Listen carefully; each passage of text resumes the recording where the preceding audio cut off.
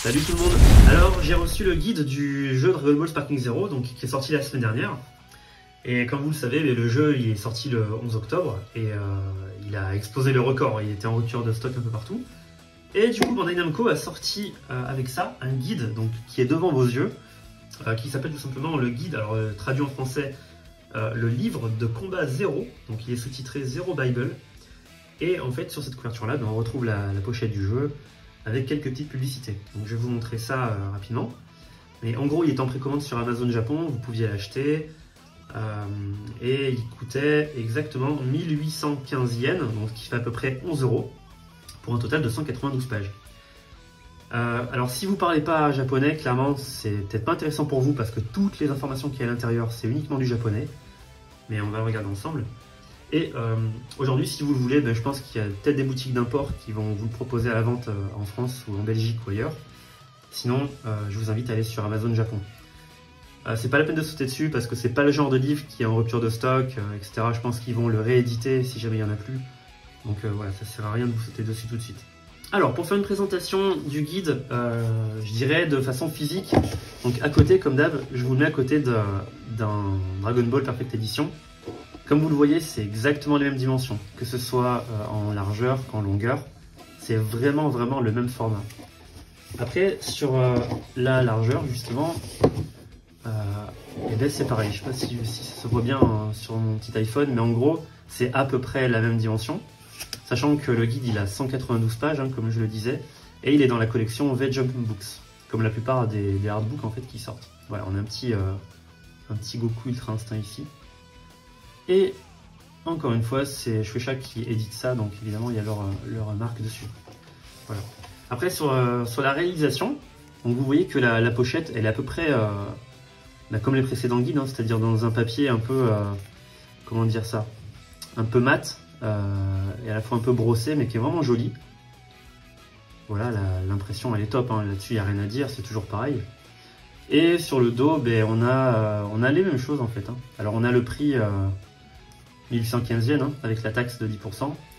Et on a quelques petites images du jeu. Et en bas l'espèce de petit flyer qu'on va détacher.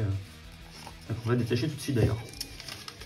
Moi je les garde pas ces genres de trucs parce que ça m'intéresse pas trop. Mais en gros c'est que de la promo. Alors en fait, donc il nous explique que ce guide là il va vous présenter les 182 personnages. Qu'il y a un QR code à l'intérieur du guide pour débloquer Gohan du futur en Super Saiyan et en forme normale, ainsi qu'un Bardock et une capsule Super Sparking. Voilà. Là, on vous explique que le livre va être découpé en 4 chapitres. Donc on va le voir dans le sommaire tout à l'heure. Tu as une partie sur les personnages, une partie sur les épisodes battle, alors je crois qu'en français c'est combat d'épisodes, une autre partie sur les combats et informations, et une partie sur les données utiles, enfin les données du jeu en fait. Mais on verra ce que ça renferme plus exactement tout à l'heure. Et je découvre le livre, donc je ne l'ai pas ouvert, je viens de le recevoir à l'instant, donc je ne l'ai pas du tout ouvert. Alors, exercice que j'aime bien faire aussi, c'est vous montrer l'intérieur du livre hors jaquette. Donc voilà ce que ça donne. On a des petits logos qui sont assez représentatifs de l'univers Dragon Ball, je dirais. Derrière et devant. Donc c'est des éléments qu'on retrouve dans le jeu, pour ceux qui l'ont déjà poncé, ça doit vous être familier. Donc voilà, pas d'illustration cachée, pas d'effet waouh. Moi je m'attendais peut-être à avoir des illustrations un peu originales, mais pas du tout. Du coup la pochette je vais la mettre de côté, le temps d'ouvrir ça. Et à l'intérieur ce qu'on a, alors on a que des illustrations sur, à partir du moteur du jeu en fait. Il n'y a pas d'illustration originale de la main de Toriyama. Il n'y a pas de croquis, de concept, il n'y a pas de ce genre de choses. Donc ça, je l'avais aperçu déjà auparavant. Donc vous attendez surtout pas à ça en fait. Voilà, il n'y a pas de secret de développement, il n'y a pas d'interview, il y a vraiment que dalle dans ce que j'ai pu en lire et dans ce qu'on vient de voir dans le sommaire. Alors, le sommaire justement, voilà, on y est. Désolé. Alors en première partie, on a les 182 personnages. Donc vous pouvez voir la liste de tous les personnages. Et entre parenthèses, c'est pour ça que je vous disais que si vous ne maîtrisez pas le japonais, ça sert à rien d'acheter ce livre, sauf pour la collection, parce qu'absolument toutes les pages ont l'air d'être en japonais. En seconde partie, donc les combats d'épisodes, qui est divisé logiquement en 8 parties. Donc la première partie avec Goku, la seconde avec Vegeta, ensuite Gohan, Piccolo, Trunks du futur, Freezer, Goku Black et Jiren. Donc en fait, les combats d'épisode, pour rappel, c'est l'équivalent un peu du mode histoire. Donc c'est là où vous avez soit la possibilité de suivre la timeline officielle de Dragon Ball, soit vous avez la possibilité de prendre quelques embranchements qui vous permettent de réaliser quelques what if. Mais rien de fou, hein, rien de fou. Autre partie, alors combat et alors Shiki, c'est en gros des informations. Donc les combats et les informations, ça va concerner la boutique, la personnalisation, tout ce qui concerne les Dragon Ball, comment les collecter, les vœux que vous pourrez faire avec, le mode édition aussi, Wardo Library, comment vous dites, la bibliothèque du jeu. Donc c'est là où tu auras les vidéos, vous savez un peu les galeries en fait, toutes les galeries qu'il y a dans le jeu. Et en dernière partie, les données utiles. Alors les données, c'est celles qui vont vous permettre de réaliser les challenges, les missions, des informations sur les stages, alors c'est les arènes. Et on va regarder ça tout de suite. Alors je vais pas tous les faire, mais on va prendre une page au hasard sur les personnages. Voilà à quoi ça ressemble. Donc chaque page, elle propose 4 personnages. Voilà, donc vous avez son illustration in-game. Et pour un personnage donné, ben voilà, vous avez toutes ses caractéristiques. Hein. Vous avez son nombre de points de destruction, sa puissance, ses données, enfin toutes les données que vous avez déjà dans le jeu en fait. Voilà. Après il y a tout sur ses attaques, ce qu'elle consomme. Enfin, c'est que des informations techniques sur le personnage. Comment le jouer, des petites astuces, est-ce qu'il est plus ou moins habile, etc. Donc voilà, ça va être intéressant vraiment pour ceux qui veulent vraiment étudier tous les personnages en détail. Mais honnêtement, pour un collectionneur, au CEF, parce que franchement, il n'y a pas d'informations sur l'histoire, sur le background. Enfin, en tout cas, si vous cherchez de l'inédit, ce ne sera pas ici.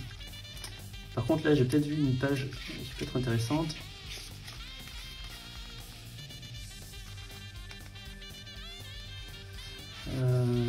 Alors là on arrive à la page épisode battle, donc c'est les combats d'épisode, et là on a les 8 personnages, et donc pour les 8 personnages ça va être exactement comme on l'a dit tout à l'heure, c'est à dire qu'on va nous présenter, alors d'abord on nous présente le mode combat d'épisode en détail, pareil hein, je vais pas vous le faire parce que voilà, et là on a les différents embranchements que vous allez pouvoir prendre.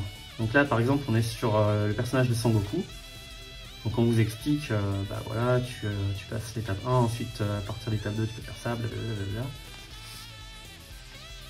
Alors moi le jeu je l'ai pas encore vraiment poncé, donc je peux pas, peut-être que ça me parle pas forcément ce genre de choses, mais quand j'aurai vraiment passé le jeu, ça me parlera plus. Mais là vous avez déjà un bon aperçu de ce que ça donne. Voilà, donc là ça vous donne les combats que vous aurez à mener.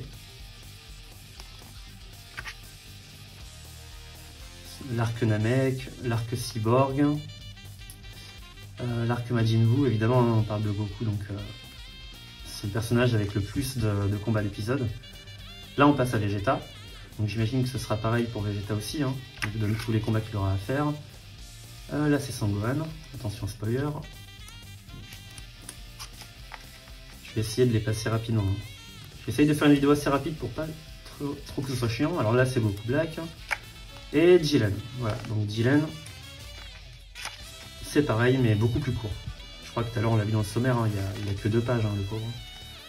Alors combat et informations, donc là c'est les informations qui vont vous permettre de gérer tout ce qui est personnalisation et tout ce qui est boutique, entraînement, etc. Donc là c'est que des astuces sur les combats et sur les entraînements. En fait c'est un guide, je vais pas dire un guide du débutant, mais presque en fait. Ça vous donne les commandes les plus basiques. Et ça, c'est quelque chose que vous retrouvez dans le mode entraînement de toute façon. Là, ça vous parle de la boutique. Ça vous parle de Shenron, les vœux que vous pouvez faire. Donc là, vous avez les cartes de personnalisation. Voilà, c'est les BGM, les musiques, etc. Donc là, ça traite vraiment de tout ce qui est personnalisation dans le jeu. Donc encore une fois, hein, l'intérêt, c'est si vous parlez vraiment japonais, parce que sinon, ça vous parlera vraiment pas du tout. Ça c'est les custom battles, donc les combats personnalisés. Et ensuite, la dernière partie, c'est les données utiles. Donc les données utiles, c'est tout ce qui va concerner les challenges avec Zeno. Donc Zeno, il vous propose des challenges, et si vous les réalisez, il vous donne de l'argent, ce genre de choses. Donc là, tout est listé ici. Il y a le challenge et la récompense qui va avec. J'essaye de passer tout ça. J'essaye de voir si je zappe pas des pages sans faire exprès. Alors là, c'est les missions. Donc ça, c'est toutes les missions que Whis vous donne. Et donc, c'est le même principe, hein, c'est le même schéma. Tu réalises telle mission, Whis, il te donne 10 000 zénis, etc. C'est la même chose, en fait. La même chose. Alors là, tu as la page dédiée aux arènes. Alors, une arène... Alors, normalement, tu as 12 arènes dans le jeu. Donc là, tu dois retrouver les 12 arènes. 1, 2, 3, 4, 5, 6, 7, 8, 9, 10, 11, 12. Ouais, tu as bien les 12 arènes. Et pour chaque arène, en fait, prenons la première, alors c'est la planète Namek. Donc on te dit que la planète Namek, elle est faite de plaines, d'eau et de montagnes. Donc là, ça veut dire la grandeur de la carte. Est-ce que la carte, elle est grande ou petite? Donc là, elle est grande. Concrètement, tu prends Tenkaichi Budokai. C'est une carte qui est très petite, donc voilà. Ça, c'est moyen. Donc la ville de l'Ouest, enfin la capitale de l'Ouest, c'est moyen. Et en dessous, tu as un autre indicateur. Alors celui-là, je vois pas trop à quoi il peut servir, mais en fait, ça te dit s'il y a de l'eau ou pas dans la carte. Donc sur Namek, on te dit qu'il y a de l'eau. Après, sur toutes les autres, il n'y en a pas, il n'y en a pas, il n'y en a pas, il n'y en a pas, il n'y en a pas. En fait, là, je vois pas trop l'intérêt de cet indicateur, en fait. Alors, la salle de l'esprit et du temps, ils sont mis très grandes. Alors oui, il y a de l'eau ici. Là, tu es sur l'île, donc forcément. Tu as de l'eau sur l'île et c'est tout. Mais en fait, il n'y a pas tant de cartes que ça où il y a de l'eau. Mais sinon, à chaque fois, ça te donne donc le combo. Est-ce que la carte est grande? Est-ce qu'il y a de l'eau? Et un petit brief sur la map. Mais vraiment, tout ce qui est écrit là, c'est vraiment du bullshit. Hein. C'est pas grand-chose, c'est pas très important. Voilà, et pour finir, alors ça te présente le contenu qu'il y a dans le QR code qu'on va te donner. Et ensuite, ça te fait un petit brief sur PlayStation 5 et Xbox Steam, on s'en fout complètement. Et donc là, à l'intérieur de cette petite pochette, c'est là où il y aura le QR code qu'il faudra que je rentre sur ma PlayStation si je veux débloquer ces contenus-là. Voilà, donc là on a fait le tour. Alors je suis désolé, c'était un peu brouillon et comme je vous dis, hein, je suis pas youtubeur donc c'est un peu brouillon, mais voilà, ça vous donne un très bon aperçu en tout cas de ce qu'il y a dans le guide. Et si vous le voulez, pour rappel, il est sur Amazon pour 1800 yens, ce qui fait 11 €. Et sinon, vous pouvez peut-être l'importer en France. Voilà.